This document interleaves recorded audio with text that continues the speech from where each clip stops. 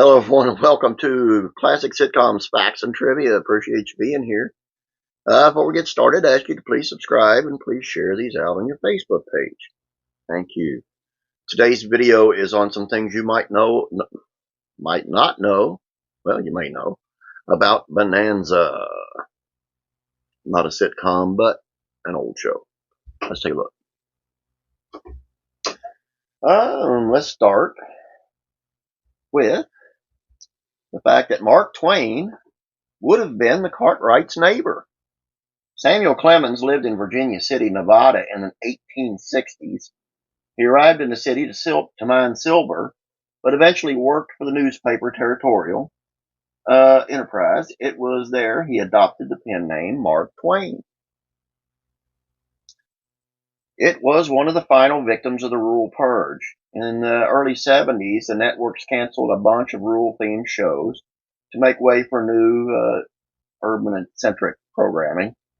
Bonanza was no exception, although it remained on the air after the initial purge in 71. The author's Maud finally took down Bonanza in 73. When the Western was moved to a time slot opposite the All in the Family to spin-off, the only show to last longer was Gunsmoke, which was canceled in 1975. Lauren Green was also known as the voice of doom. The Canadian actor was originally a radio announcer for Canadian Broadcasting Company during World War II.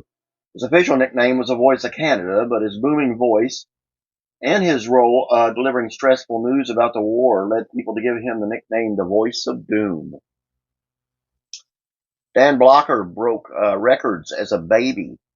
The hefty actor who played Hoss weighed 14 pounds when he was born on December 10, 1928, making him the largest baby born in Bowie County, Texas. The record still stands, by the way. Dan Blocker founded the Bonanza restaurants. Not only is the popular buffet chain named after the show, it was founded by one of its cast members. Blocker started the chain in 1963, which eventually boasted 600 locations by 1989.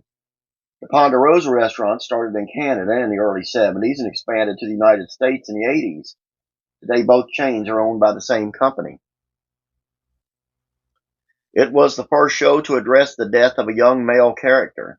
When Blocker died in between the show's 13th and 14th seasons, the producers had no choice but to address the death of the character. The sentiment at the time was no one could fill Blocker's shoes to portray Hoss Cartwright. It was the first time a television series killed off a major young male character. Michael Landon got his name from an unusual source. He was born Eugene Morris Orowitz in 1936, and he picked his stage name from the phone book. They have a Christmas album. The holiday season is almost upon us, but remember to put this on your playlist for this year.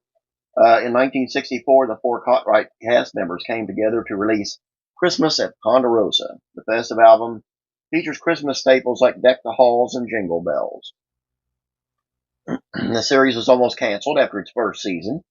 Because a long-running Western faced off against Perry Mason during its first season, it wasn't among the top 30 shows at 59 to 60.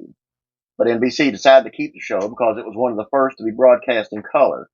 The time slot change after the show's second season caused Bonanza to rise in the ratings, eventually becoming the #1 show from 64 to 67. They wear the same outfits for a reason. Have you ever noticed that the characters' clothes don't change? From the fourth season onward, the Cartwrights wear the same outfits. The standardization was made to make it easier to reuse stock footage for action sequences and to make it easier to duplicate the wardrobe for the stunt doubles. And most of the cast members wore hair pieces.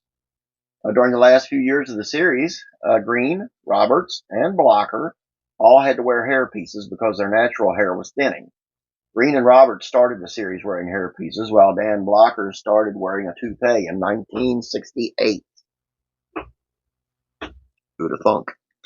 Anyway, that's it. Don't forget to subscribe. Don't forget to share these out. And don't forget the Beverly Hillbillies Facts and Trivia.